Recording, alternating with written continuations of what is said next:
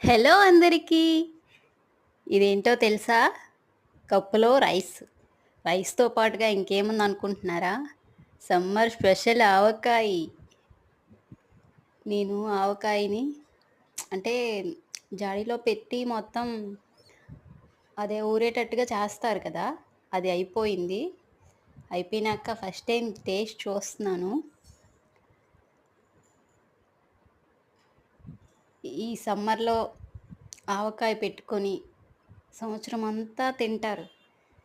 ఆవకాయలో అంత కమ్మదనం ఉంటది.